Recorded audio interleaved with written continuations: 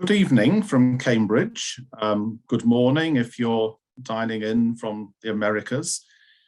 My name is Michael Sharp. I'm the Classics publisher at Cambridge University Press, and I'm delighted to welcome you to this afternoon to today's webinar to launch the very rich and fascinating new book by Sarah Derbew, Untangling Blackness in Greek Antiquity. This book, I just hold a copy I received at the end of last week.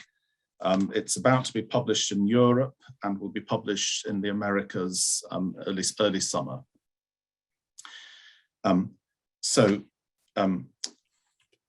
What we're going to, how we're going to proceed is that Sarah is going to speak for about 40 minutes about her book, and then after that we will have questions and answers. So if anybody would like to be writing questions in the Q&A section of Zoom, please feel free to do so, and we will draw on those later after Sarah has spoken. Sarah grew up in New York, and she studied at the City University of New York and at Yale University. She then was a junior fellow at the Harvard Society of Fellows, and is now Assistant Professor of Classics in affiliation with the Center for African Studies and the Center for Comparative Studies in Race and Ethnicity at Stanford University. So I'm delighted to hand over to Sarah, who will introduce her wonderful book to us. Thank you, Sarah. Thank you, Michael. Thank you to Joyce Reed as well, whose image is not up, but whose help has brought all of us here together. Before I start my presentation in earnest, I'd also like to thank all of you in the audience, wherever you are, whenever you are, for your thoughtful engagement with what I will say and hopefully with my work as well.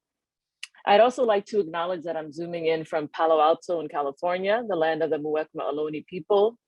I want to recognize the indigenous individuals and communities who live here now, those who lived here for generations, and those who were forcibly removed from their homelands.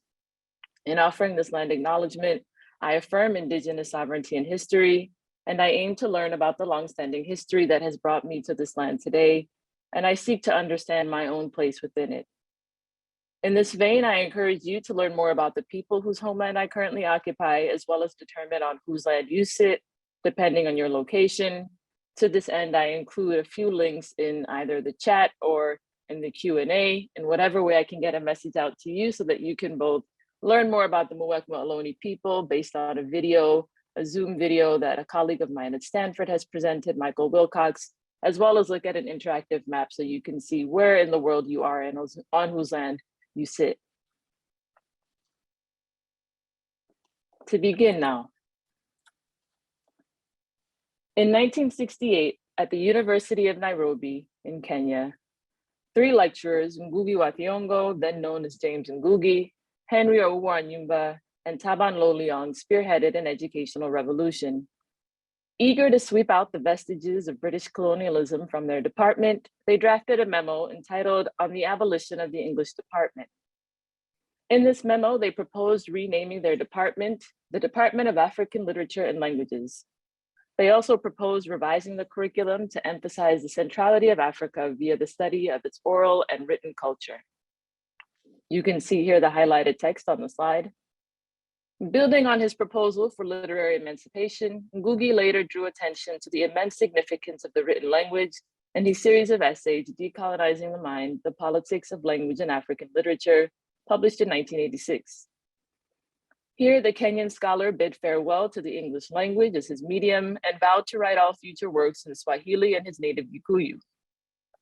Instead of enriching formerly colonial languages on the African continent, Ngugi urged fellow African writers to develop literature in their mother tongues.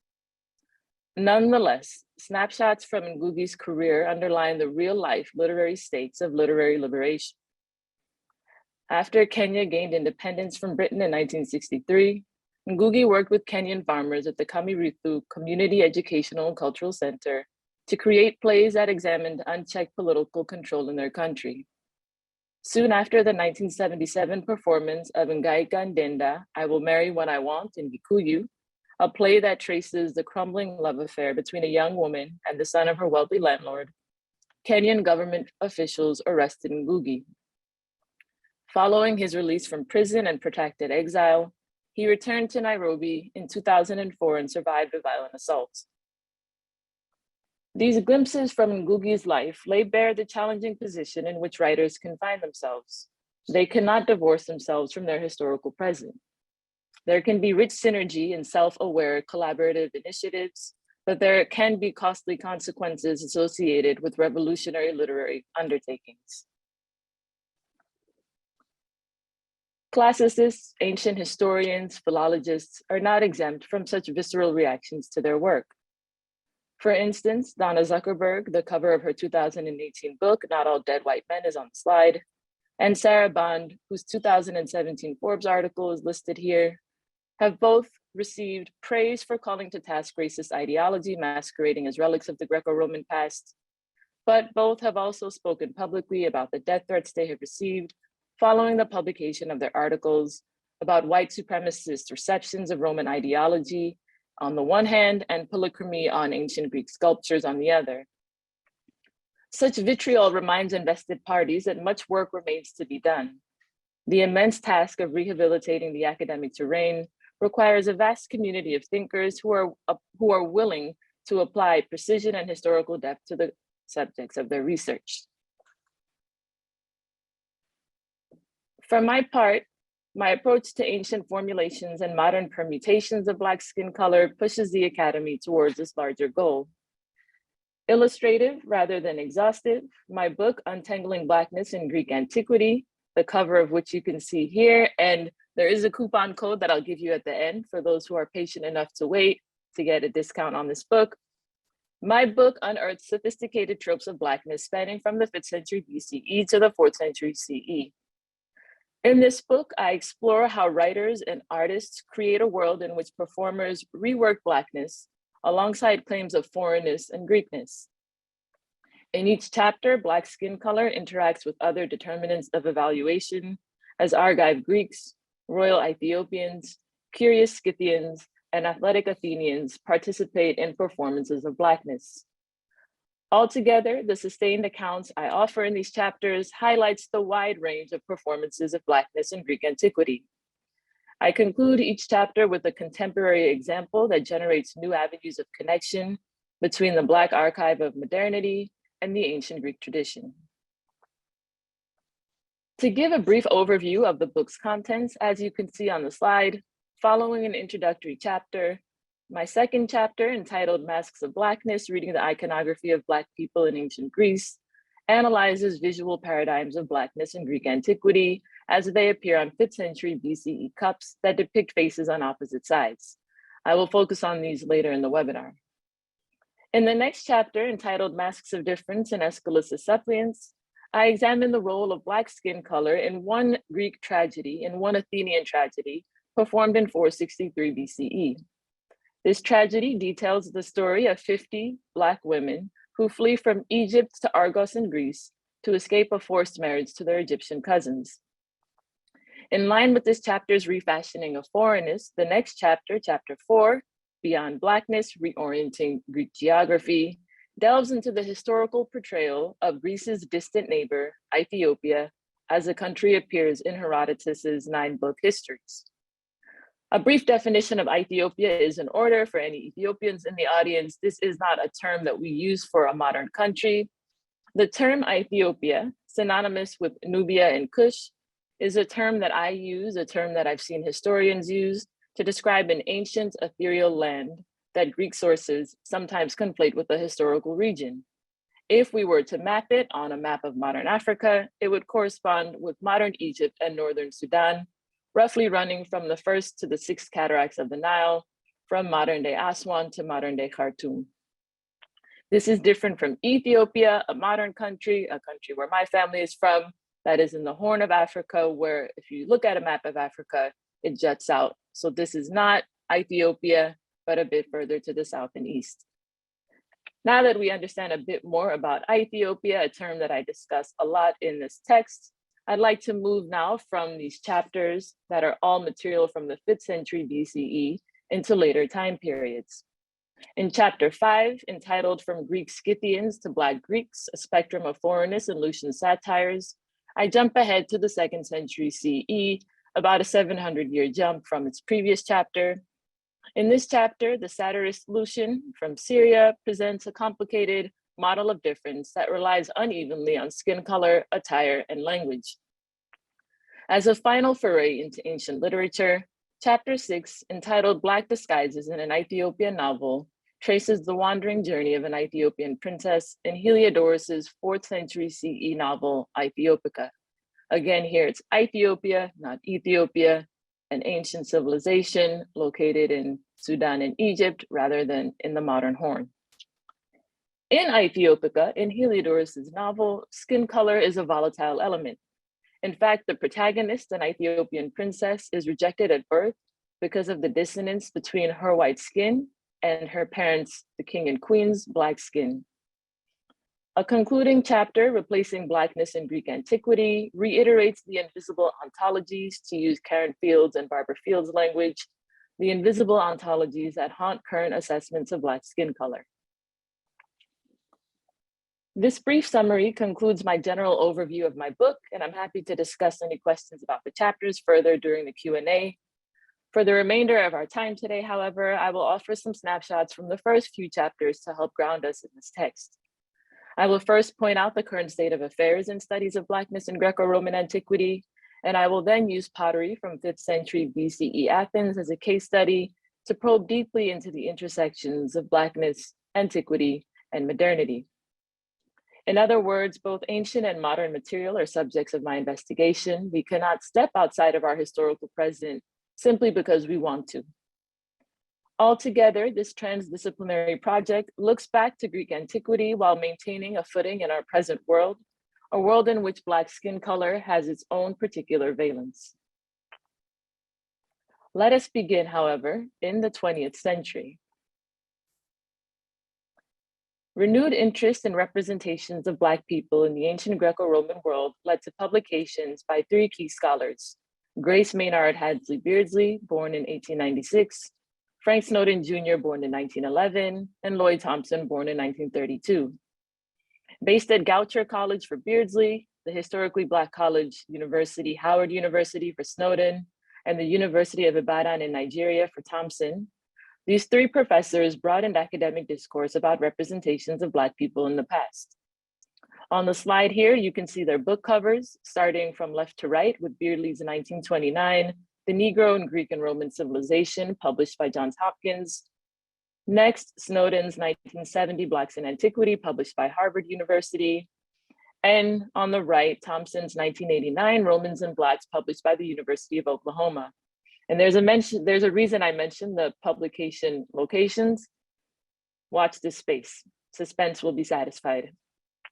As Black classicists, Snowden and Thompson were both keenly aware of the high stakes associated with their research. Beardsley was white, Snowden and Thompson Black. Snowden and Thompson constantly fought against contemporary biases leaking into studies of Greco-Roman antiquity. Part of this fight includes shared criticism against the work of their predecessor, Beardsley. In her book, The Negro in Greek and Roman Civilization, Beardsley argued that Negroes, her language, occupied a servile position under Caucasians, her nomenclature for their Greek counterparts. Throughout her discussion of tribal dances and grotesque depictions, again, her words, of Black people, Beardsley reinforced anachronistic negative stereotypes. Countering her claims with his extensive analysis of ancient Greek and Latin sources, Frank Snowden Jr., whose career spanned from 1947 through to 2010, he vehemently defended Greco-Roman antiquity from any claims of prejudice against Black people. As an African-American scholar working in 20th century America, he recognized the cultural importance denied to members of his community and exonerated representations of Black people from the negative ones that his contemporary peers were forced to endure.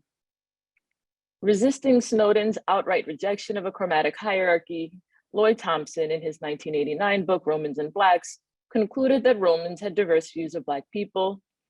And despite the ideological differences between Snowden and Thompson, they both found fault with Beardsley's prejudicial attitude. Among Beardley's other classicist peers, her work received many positive reviews. In the book, I looked through different reviews from the 1920s and 30s where people praised her research and her sharp eye. Her tendentious descriptions did not go completely unnoticed, however, in broader circles of academics in the contemporary Black tradition. In October of 1929, the Journal of Negro History, started by the esteemed historian Carter G. Woodson, this journal published a book review that criticized her assumptions. The author of this review, William Brewer, and thanks to Christopher Parmenter for helping me identify this author, the author of this review encouraged Beardsley to focus on literary and material evidence rather than personal beliefs in her scholarship. He accused her of tainting her research with discrimination and ended with the following insight. Here you can see on the slide, I'll read. When one observes that this work is a production of one of our accredited universities, Johns Hopkins University Press, noted for scientific investigation, he must wonder how a book so meretricious should receive the approval of that institution. This may be due to the fact that in America, we have paid such a little attention to ancient Africa and know such a little about it that almost any unscientific production may impress us as valuable. Brewer's helpful intervention involves a critique of contemporary race thinking, interposing itself in a book about Greco-Roman antiquity. His public reckoning of Beardsley's research prompts scholars to remain poised to refute modern ideology masquerading as past history. Let us keep this proviso in mind, the need to prevent modern ideology from overpowering ancient material as we examine an object from the ancient Greek world. During the 5th century BCE, people in Athens and other Greek cities gathered for social activities and entertainment in the symposium, a formalized drinking party. At this boisterous party, they utilized a variety of decorated pottery in order to aid with their consumption of wine, mixing bowls to mix up the wine to ensure its potency was not overwhelming, wine coolers to keep the beverage at its appropriate temperature, and a variety of drinking cups, one of which you see here on the slide. Of the approximately 95 extant head-shaped cups, 75 are janiform, meaning they are two-headed with faces looking in opposite directions. Janiform named after the Roman god Janus, who looked towards the present and the future. The past and the future. The process of making these cups that have faces on them, began with the preparation of clay. Added clay rich in iron came from nearby clay pits. In order to purify the clay, workers used the pits as settling basins in which they mixed the excavated clay and water. This allowed the impurities, such as sand and small stones, to fall to the bottom. After skimming the top layer and pouring it into a new basin of water and repeating the process numerous times, workers left the mixture untouched in order to allow some of the water to evaporate. Damp blocks of clay were later mixed with older clay, then partially dried before use. Once the clay was malleable, the shaping process consisted of 3 steps: forming the object, decorating it, and firing it. First, the potter shaped the piece of clay on a wooden wheel to form the cup's body and molded another piece of clay to form the foot. To make the face and handles, the potter pressed the clay into a hand-shaped terracotta mold and shaped the handles by hand. The potter then used slip, a mixture of clay and water, to attach the cup's various components. During the decoration process, the shaped clay was painted with additional slip. If the painter chose to give his subjects curly hair, as we can see with the face on the right, this procedure included pressing clay dots into the surface of the cup and coating the dots with slip as well. Following this step, the kiln master carefully fired the cup, oscillating between preventing air from entering the kiln and allowing it to enter. Upon removal from the kiln, the oxygen-rich parts of the cup had a matte finish and the oxygen poor a black laced finish. For those of you who are visually inclined, this short video from the Getty Museum describes the decorating process in a bit more detail. Athenian vase painters experimented with a number of different methods of vase decoration. To create a vase in the black figure technique, that is, with black figures against a red background, the vase painter first sketched the outline of the design, in this case a dolphin, onto the surface of the vessel. Then, using a highly refined liquid clay as paint, the vase painter filled in the outline, creating a silhouette. When applied, the clay paint was almost the same color as the surface of the vase, but with firing it would turn black. The vase painter next used a sharp point to scratch internal details through the silhouette. The vase was then ready for the kiln. The contrasting red and black color scheme of Athenian pottery was the result of a difficult three-stage firing process. Using wood-fired kilns or ovens, vases were heated to about 800 degrees centigrade in an oxygen-rich environment, causing the whole vase to turn red. Next, the potter closed off the vents of the kiln and added green wood and leafy branches, creating an oxygen-poor environment. As a result, the whole vase turned black. At the same time, the kiln temperature was raised, causing the thin, painted layer of decorative clay to become glossy and non-porous. Finally, the kiln was allowed to slowly cool, and the potter reopened the vents, letting oxygen into the kiln again. In this stage, the unpainted areas of the vessels returned to their warm red color, but the glossy areas, which could not absorb oxygen, remained black. "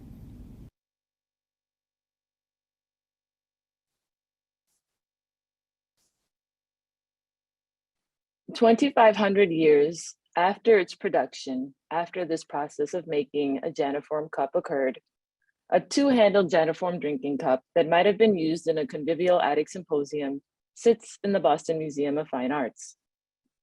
The museum's label of this cup reads, "High-handled cantharos in the form of two heads." From the bottom to the top, the cup features a short base and a stylized body shaped to resemble two conjoined faces gazing in opposite directions. Loose curls peeking out of a black headband frame the face on the one side, and tight curls sit atop the other. The delicate eyebrows and lack of facial hair on both faces suggest that they represent women. Greek text runs along the lower neck of this cup, reading kalos ho pais kalos. Attractive is this boy is attractive. A neat arrangement of palm fronds appear on the neck's central section, and a pair of handles is fused onto the sides of the cup. The handle base is located directly above the ears on both faces, and the upper ends of the handles fused with the palmettes. Finally, geometric square designs decorate the lip of the cup. We've understood now how the cups are made and what they look like. Now descriptions of their color come to the fore. Over time, presumptions about skin color have bled into scholarly commentary about janiform cups like this one. Popular labels for the left-hand side of the cup include white and Greek. A proponent of the term white, Frank Snowden Jr., whose book we looked at earlier, defends his preference. I read from the slide. Snowden writes, "It is likely that many Greeks referred to the blacks of these janiform bases as melanes and the whites as leukoi, a terminology that would have been a natural development of the dramatic contrast between the black glaze and the white paint, as well as a logical extension of the melas leukos antithesis of the environment theory." Upon closer inspection, Snowden's melas leukos, black and white in ancient Greek, upon closer inspection, Snowden's melas leukos model falls apart. Returning to the image, if we bar the sclerae, the white parts of both sets of the eyes, and the teeth of the right-hand face, the color white does not account for the visual composition of the left-hand face at all. Even more, the term leukos, the term white, is not an adequate signifier of skin color for all depictions of Greek people. Ancient Greek iconographic tradition attributes white skin to Greek women and girls, not Greek men, and this is in art, not in their lived experiences. And environmental treatises pair Scythians with white skin, not Greeks. Snowden's conflation of the visual experience of seeing the color white and the constructed categorization of people as white ignores the historically specific context of the latter term, the term white people. Another popular label for this face on the left, Greek, may initially seem promising because it coincides with an ancient group of people and does not ascribe modern terms onto the past. Even with its temporal relevance, however, This designation suggests a singular fixed phenotype associated with Greek people, and it does not address the contested nature of this term. What does it mean to look Greek in terms of your skin color? My proposed label for the face on the left hand of figure 1, brown face, resists anachronistic presuppositions. Closely related to its material referent, clay-colored, brown subsumes different shades of color, light brown, medium brown, dark brown, into one category.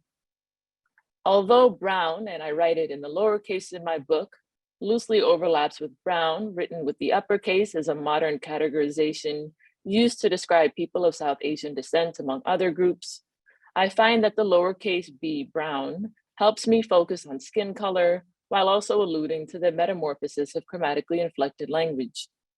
I wouldn't be surprised if less than 10 years from now, someone pushed back against brown, and I would welcome that. I would welcome that constructive feedback. In other words, my emphasis on the visual composition of brown sidesteps the warped mutations of white. Although the label brown face resists the impulse to consider the left-hand side of the cup as historical evidence, altogether the label brown face resists the impulse to consider the left-hand side of the cup as historical evidence of a particular group's phenotype. Instead, this designation highlights the color palette in the artist's workshop. More broadly, this nomenclature pushes back against the project of erasure that has overlooked what is immediately visible for the sake of mapping contemporary language onto ancient material. Moving now to the right-hand face of the cup, descriptions of this side of the cup oscillate between African and Black glazed. The first proposed label, African, is unsuitable because it has no clear assignation in the 5th century BCE. Greeks tend to refer to the northern and northeastern parts of the modern continent of Africa with the term Libya, Ethiopia, Nubia, Kush are other terms used. Africa doesn't appear until later on in some of Ennius's satires. Even still, the geographic prominence of one region ignores Black people's literary presence in other places. I discuss this more in my book, but in chapter 5, I examine Black people who are Athenians. I look at Black people who were Indians in chapters 4 and 6, and I look at Black people as Egyptians in chapter 3. Moving to another term, Black glazed. This language reflects the manipulation of oxygen during the cup's firing process, as we saw in the Getty Museum's video a few minutes ago. Potentially appealing, and in fact, the term that I used in the beginning of my book until I continued working through my material, Black glazed can seem promising because it focuses on color and material composition, but it lacks the ideological heft needed to confront the onslaught of modern bigotry associated with this color in the present, even when used to think about the past. Therefore, the term that I propose in my book for the right side of the cup is Black face. Black face, written with a lowercase b, aims to bring together the world of color and that of people, thereby humanizing representations in antiquity. My orthographic system, using lowercase b and a single space between black and face, they are two words, aims to distinguish Black face from 19th century minstrelsy. Although it is naive to imagine that Black face, paired with this face's full lips and broad nose, does not evoke comparison with blackface, one word, a term used to describe 19th and 20th century white minstrel actors. Although it is naive to imagine that the two do not somehow evoke a shared conversation, there can be meaningful conversation between the two terms. Despite their wildly different historical settings, both exist within the world of performance. Blackface actors, blackface one word, in front of theatrical audience, and Black faces, two words, on geniform cups before an eager group of symposiasts. In addition, both introduce their audiences to a diverse array of characters in a jovial atmosphere. My scrutiny of another geniform cup focuses on the visual composition of the object without depending on modern hierarchies. A cup currently in the Princeton University Art Museum's collection, labeled as geniform cantharos with the dorsed heads of a male African and a female Greek, presents what I see as two female faces. A curly-haired black face with full lips and a broad nose appears on the left side, and a headband wearing brown face with thin lips and a narrow nose on the right. The fused clay, most apparent at the neck of the cup, draws attention to the inexorable connection between the two faces. On the whole, the cup invites multiple versions of difference in that viewers may understand the two faces as opposing or complementary. In my effort to redress the scholarly tendency to ally difference and inferiority, I regard these two faces as complementary masks. They reinforce the jocular atmosphere in that they invite many performers to the party. Moreover, the interconnected faces circumvent cultural chauvinism. As a unit, the two faces embody an intertwined performance in which the symposiasts partake. Separately, each face resembles an actor performing for an audience of symposiasts. The depiction of two faces fused onto one geniform cup simultaneously provokes and cuts across any permanent hierarchy of color that viewers may be tempted to map onto Greek antiquity. Skin color works in tandem with other visual markers to serve as a mask for symposiasts. In the mind of modern viewers who are not aware of the ways that cultural conditioning can infiltrate their perspective, there may appear to be an imbalanced presentation of the different faces. The sharp lines that distinguish each face from the other, you can see this running down the face where the difference between the black and the brown is rather stark around the side of the faces. This sharp line may mislead viewers to perceive the cup as a vivid antecedent of 19th century Jim Crow laws. But the role of skin color in the ancient Greek world and that of Jim Crow America were not at all synonymous.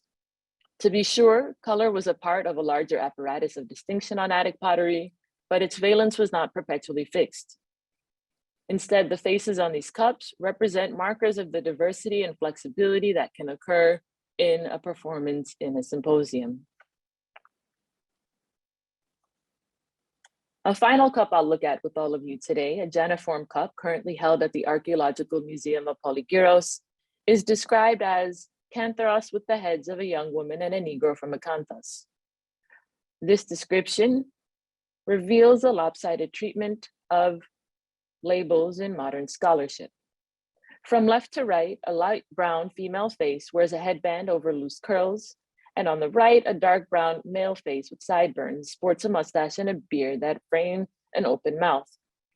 An inscription running horizontally along the lip of the cup read, and I've written this out on the slide, Eronase eime kale panu, timolos hos tode to prosopon kalos. I am Aranasa, the most beautiful. Timolos is as handsome as his face. The text describing Aranasa, the face on the left, runs above the light brown face, and that describing Timolos, the face on the right, runs above the dark brown face.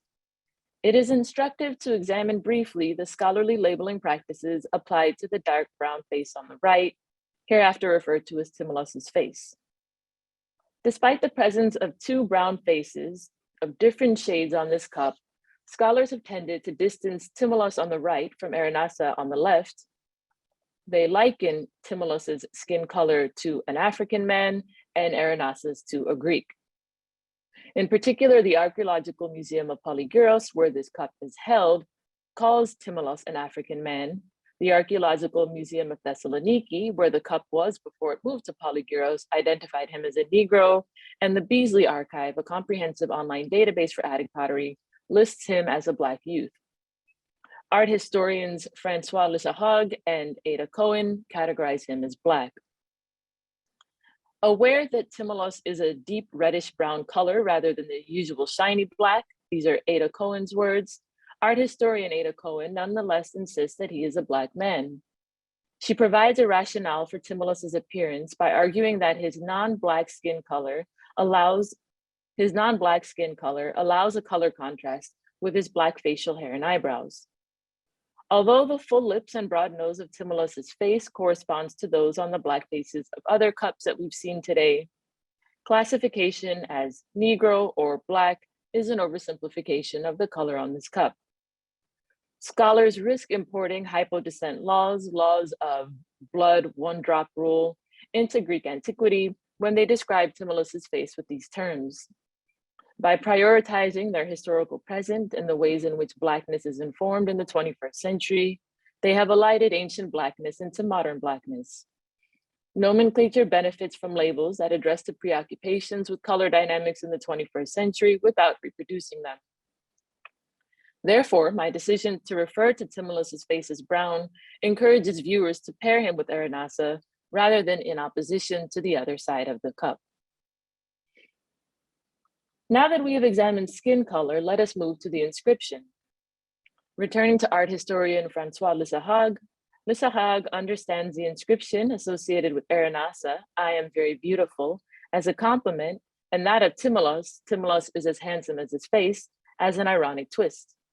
From his perspective, the face on the left is beautiful and the face on the right is comical. This inclination to construe only Timulus's face, only the face on the right as a parody, is troubling in that it resonates with 21st century labeling of Black people as other. Lissahag's insistence that Timulus's face can only exist in inadequate response to Aranasa's traps the viewer in a modern historical conundrum without consideration of the world in which the cup existed.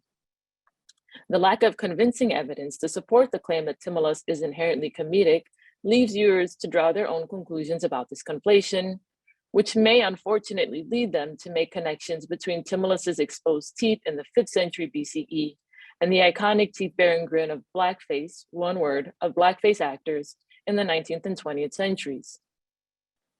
Admittedly, in this inscription, the presence of the first person, I am Aranasa, and the third person, Timulus is handsome, adds a playful quality to the cup via I versus he. The variability may emphasize an interpersonal play between the reader of the inscription and the face on the cup. Taking the switch between persons further, Aranasa may be the speaker of both inscriptions. If this is the case, she remarks on Timulus's appearance after she admires her own beauty. This reciprocal exchange fits in well with the general theme of malleability that emerges on the stage of the symposium. Now, to conclude. Invisible ontologies pervade contemporary scholarship about ancient Greek iconography. Any exploration of Blackness calls to mind broader histories of skin color, but representations of Blackness in Greek antiquity need not mirror modern connotations of skin color. In referring to geniform cups with Black and brown faces as portable pieces within the symposium, I refrain from making general claims about the occupation of Black people in the general iconographic world or their occupation in Greece as a whole. Viewing new faces in a symposiastic setting is not the same as learning about or interacting with others. Rather, my focus on a subset, and a reminder this is only a subset, of artistic renditions of Black people aims to encourage a wider exploration of the theatricality and flexibility of Blackness. When symposiasts interact with a variety of faces on their cups, they tap into the performance nature of the symposium. We can imagine kylixes and other cups also being a part of this game. In turn, the faces become part of a drinker-turned-actor's repertoire, and this active transformation reflects the power of performance in that it enables drinkers to adopt and guests to accept a new identity. Finally, in this webinar and in my book, Untangling Blackness in Greek Antiquity, available for pre-order with a 20% off discount, UBGA 2022, listed on the slide, I have aimed to demonstrate the benefits of tapping into an interdisciplinary archive while writing about the ancient Greek world. I have tried to carve out a space for versatile, nuanced, and multidimensional performances of Blackness in ancient Greek literature and art. It is my hope that in the future, scholars of antiquity will examine their convictions and contexts to ensure that they are not perpetuating silences or prejudices. To be sure, the task ahead is a challenging one. Opening up reductive presumptions, teasing apart overlapping representations, not to mention addressing voices that have been disappeared from the archive, requires committed confrontation. Nonetheless, it is only with vigorous and persistent revision of static presumptions, revisions that span disciplines, that we can equitably untangle the past. Thank you.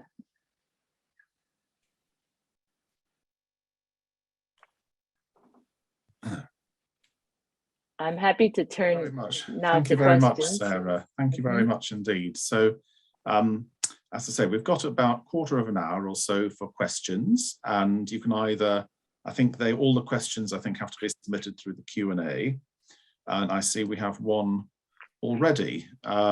So this is from Neboisa Todorovic. I hope I've pronounced that correctly. Dear Sarah, particularly forward to reading the book. They were wondering if you could speculate about the future of the field that you are shaping and reshaping. What are the entanglements between the field of critical race theory and the literatures from ancient Greece and Rome that you see your book inspiring in the future? Thank you for the question, and thank you, Nebo, for your kind words. I'll say that I stand on the shoulders of many, so as much as I'm pointing towards the future at the end of my presentation and my book, there are people who have been doing this work who have not always gotten the recognition in the past, but some of them are on the Zoom call now. I think of Shelley Haley, I think of Patrice Rankin, Emily Greenwood, Denise McCoskey, scholars who have really been invested in this field and who have really thought about ways to bring critical race theory into classics, and hopefully for also the direction to go the other way and for maybe critical race theory to benefit from classics in a horizontal way. In terms of the future, Nebo, I am excited, even advising graduate students here at Stanford, seeing students really hungry for this material gives me a lot of hope. I taught a course, Race in Greco-Roman Antiquity, during the pandemic for graduate students in Class 6 at Stanford, and they ate up the material and were really excited to think about how to decolonize, how to uncouple ways of thinking about white supremacy from their scholarship. So they inspire me. In terms of people who are roughly in my early career scholar stage, and they're a bit ahead of me, I think of Daniel Padilla-Peralta and Sasha May Eccleston, Harriet Fertig, Matthias Hamses, people who are really thinking carefully about the ways in which classics and critical race studies can work together. So there are a number of people doing this work, but what I'm hoping is that it can become less of a fringe area and more of a central area, so that anyone studying classics in the Americas, in Europe, in West Africa, wherever they're getting their education, can learn more about Blackness, about race in the Greco-Roman past, and that be a part of the core of their material rather than something that's supplemental. Thank you very much. So there's another question from Alex Jaden Saunders. And they want to know, they've got a question about another piece of antique art history. So the Hydra depicting Busiris, Heracles, and the Egyptian priests. Would you say there is a dimension here about color's connection to improper masculinity and by extension femininity? Though the gradation of color in the composition is flexible and multivalent, they feel like Heracles' physiognomy is implicitly commenting upon a perceived sense of strangeness difference to the depilated smaller Egyptian men. So Sarah, I mean, the full is quite a long question, but you can read the rest of the detail, but would you like to answer that? Sure, thank you for your question, Alex Jaden, and for your rephrasing, Michael. You bring up, Alex Jaden, a really important image, and this is the Hydra, the water vase from the water jar from the 6th century BCE from Cairo, that's on the cover of Benjamin Yitzhak's Invention of Racism in Classical Antiquity, among other books included. And it's a really powerful image of Hercules as a central figure with black skin on the cover, in dark red on the actual ancient object, strangling and trampling on Egyptian priests who were trying to strangle him. And Hercules' skin is black on at least the book cover, and the other people have more of a brown tone. I've paid attention, Alex Jaden, to the body shape and the color on this. I haven't thought a lot about gender, but I appreciate that push, because this Hercules, this central figure, is incredibly muscular. You can really see his body is bulging. It's curious that his penis is small because of the ways in which sometimes macrophallic images of Black people appears. I'm thinking in particular the House of Menander and Pompeii, the image of a bath attendant. But here he has a small penis, very huge muscles, and he's even breaking the frame. He's so large, and the violence is definitely emphasized. In terms of gender, if we think about strength and the ways in which men fight and women stay home or in Greek iconography, men have dark skin because they're out in the fields and they're on the battlegrounds, and women are in the house, and they tend to look lighter because they're not exposed to the sun. I think that there definitely is a relationship there between their physicalness as well, where men are out using their bodies and women are not using it in the same way. So the relationship is definitely there. I would love for you to read my chapter about art history and to let me know what you think, and we could continue the conversation, because there are so many other images we could put into conversation with this as well. Thank you, Sarah. Thank you. So now another question from Hannah Chulik-Baird. And so that she wants to know that you mentioned Ethiopia as a landscape that takes place in the Greco-Roman imaginary. And could you say a bit more about that, and how Greco-Roman image making of African presences relates to the production of literary and material artifacts, such as the Janiform cups? Thank you for your question, Hannah, and for helping to spread the word about this webinar. I do appreciate it.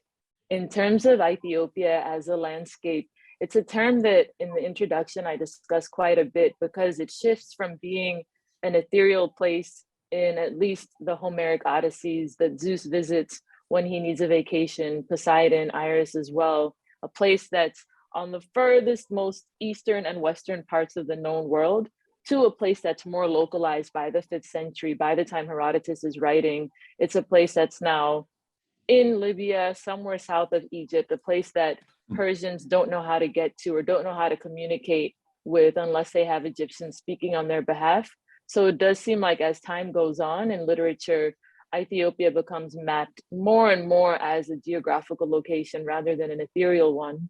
And by the time you get into the heyday of Latin literature that I don't look at in my book, but definitely could be its own book, the relationship, for example, between Augustus and the people of Ethiopia, then known as Nubia, thinking about the Treaty of Samos and the ways in which there's a region in between Roman Egypt and Nubia, the Dodekaskoinos, this 12-mile tract where it's no man's land and it's a buffer between two different kingdoms. These are all really rich ways of thinking about how Ethiopia is imagined in Greek and Latin literature as being a geographic location that was once mythical, but eventually has historical actors that can even threaten the Roman, at least the Roman Empire in later centuries. In terms of the second part of your question about Greco-Roman image making of African presences, I'd like to turn to one image that I didn't have time to speak about today, and that's of these Hydra, Rita, these images of Black people being eaten, being somehow violently consumed by crocodiles. These also would have been used in Greek symposia and Greek drinking parties. And when I pose this question in talks to students and ask them what they see, violence definitely shows up, but also this idea of water and travel and mastering the sea is another trope that we can read out of this image. If Ethiopians who live somewhere near the Nile are people who cannot conquer crocodiles, who are being slaughtered and devoured by them, maybe it's best that Greek people not leave their shores and not travel too far. So I read images like this as a travel warning to remind those in the symposia that if you're going to wander out, particularly if you're drunk, maybe be a bit careful because the waters can be dangerous. And I find these sorts of revampings or rethinking about different images that circumvent or sidestep the idea that Blackness has to mean inferior and has to mean weak can really help us break out of this idea of any image is going to be a way for us to reinforce modern stereotypes. So this is all to say that the ways in which Greco-Romans are imagining Black people on objects can be read in so many different ways. And with every different viewer who comes to them, there's the possibility of seeing them afresh and anew. Thank you for that. Now there's a question from Esohe Irabor, I hope I've pronounced that correctly. And they ask whether your book explores anything about Carthage, the space of actual Ethiopia as it was referred to by the Greeks, or does it focus primarily on Ethiopia? Thank you for your question, Sohei. And I don't talk about Carthage primarily because if I were to do that, I would really want to get into, for example, the Aeneid and other texts that are in Latin literature, but it's something that warrants its own attention. I also steered clear of Carthage because I found it difficult to find references of Carthaginians as Black in ancient Greek literature.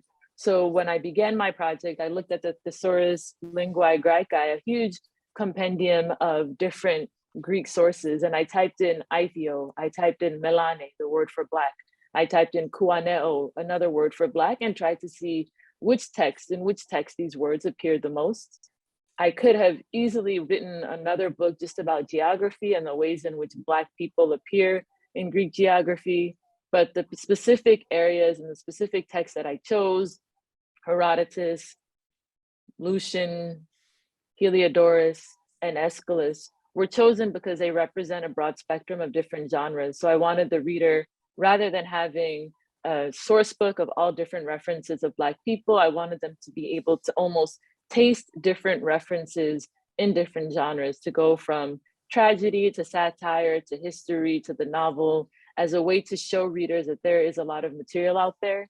But I would love to see more about Carthage, and if you can find those connections between Blackness and Carthage, I would love to read it. Thank you. So now a question from Emily Greenwood. And she asks if you can talk a bit about the cover image, which suggests the idea of a spectrum of skin colors in comparison to your preferred metaphor of untangling. Absolutely. Thank you, Emily, for coming and for your question. The image on the cover is the 1993 series of busts by Fred Wilson, an artist based in New York City. And it's entitled Gray Area, the brown version. He has another area, Gray Area, that's only gray, different shades of gray. But with this image, Fred Wilson takes the bust of Nefertiti, a famous bust that is currently held in Germany, a bust that was found in Egypt of the ancient Egyptian empress. And he invokes 5 different shades of skin color or of brownness for his viewers. So as you can see on this cover, all the way on the far left, there's the lightest or oatmeal shade of Nefertiti. And on the right, there's actually it's a deep, deep, deep brown. It looks Black on this cover, but a deep brown version of Nefertiti as well. And with this image, it's a really powerful call to thinking about the ways in which we can see ourselves in particular objects. I think also about figures like Cleopatra, who can have such valence depending on who the audience is. When I chose this image cover, I had to make the pitch to the artist himself because he was a bit unsure about me using an Egyptian image on the cover of a book that is not really about Egypt in the Egyptian perspective. It's about Egypt from a Greek perspective.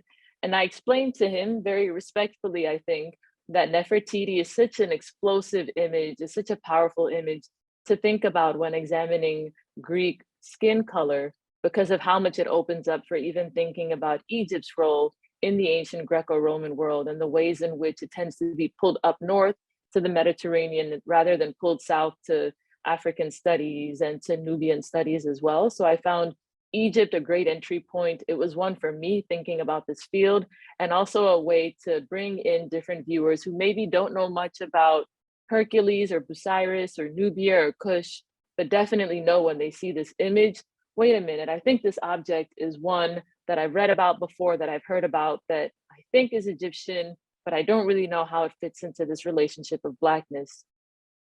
A final reason I included it is because I started getting interested in museum repatriation, and this was an image that definitely allowed me to start feeding that interest. Nefertiti's bust, as I mentioned, is in Berlin, it's in Germany, and it's not in Egypt. But as some of you may have noticed in the news, the push for objects that were taken, that were looted from African nations, from European nations during times of political upheaval are being called back, and restitution conversations are happening. And I thought this was a great way to show that this material is in my book and that people really can start hopefully using some of the material that I have to think through what happens and what's at stake when objects are not in their home. In terms of the metaphor of untangling, I'll speak briefly about this. I found this metaphor from Gwendolyn Brooks' poetry, an African-American poet born and raised in Chicago and based in that region, whose poem I end my book with. It's entitled "To All of My Sisters Who've Kept Their Naturals." and have looked a hot comb in its teeth, something along those lines. And I really like invoking this metaphor of untangling, partly because curly hair does invite people who are from specific communities into the fore, into the book. And also because untangling helps to break away and break apart a hierarchy of now the work is done, now we've decolonized, now we don't need to do anymore. And untangling really helped me build this horizontal plane where we're pulling apart and teasing apart different bits, and even the process can be very productive and formative. I originally thought of decolonizing as a title for this book, Decolonizing Blackness in Antiquity, but after reading an article by Tuck and Yang about decolonization not being a metaphor and how important it is to contextualize it and use it for the settler colonial experience and for really undoing that sort of work, I thought that untangling was a more apt metaphor as a way to think about both the process of teasing apart material and also the horizontal ways in which we can approach the past.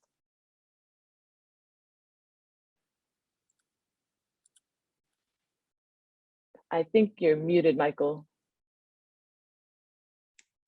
Sorry. Yes, time is unfortunately rather limited, and I hope there'll be a ways for you to be able to answer all the other questions that have been coming up. Very good questions, sort of outside the context of this webinar. One thing I should just say to clarify what a couple of people have raised is that I think the discount code can only be used by ordering the book through the Cambridge University Press website. I don't think it can be used on Amazon. And just to say that if you're having trouble buying the book at the moment, it's because stock is currently crossing the Atlantic to the US. If you're in the US and can't buy it yet, and it won't actually be available to buy it in the US probably till June or possibly early July, just because of the time it takes to get stock over there. So I think maybe we might just have time for one final question, and before we're timed out. And so I just go to a slightly different one, which is about how you see this work coming into play in public education for the youth of today.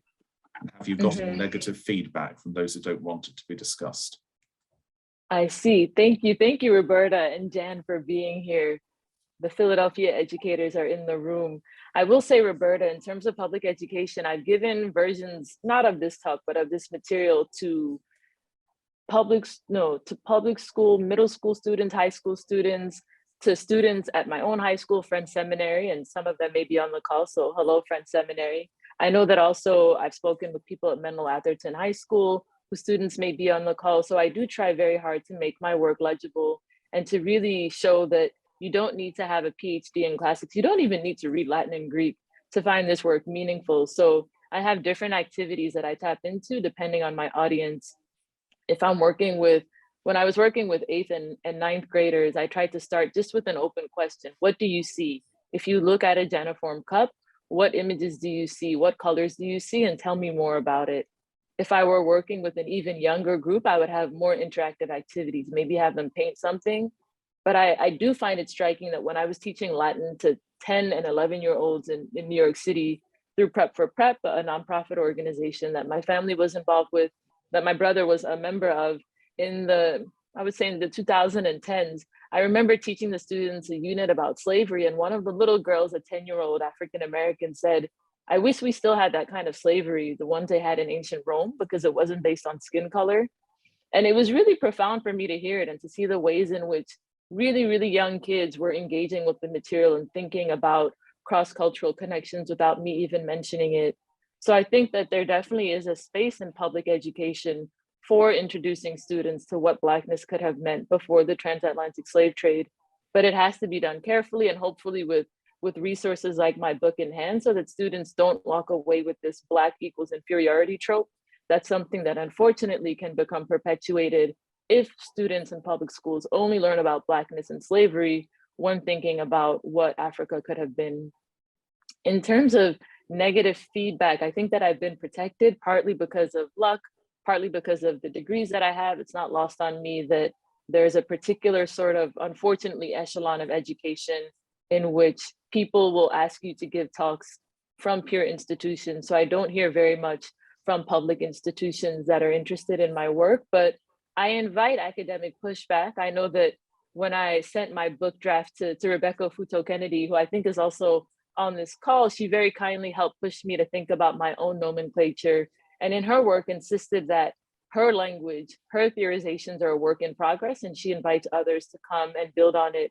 And in that same regard, I also invite others to build on my work. I don't need to be the authority. I don't think it's healthy to want to be the authority, but it's useful to put my work into conversation with others and to let other people interact with it in respectful ways, not with ad hominem attacks, but in respectful ways to benefit readership more generally.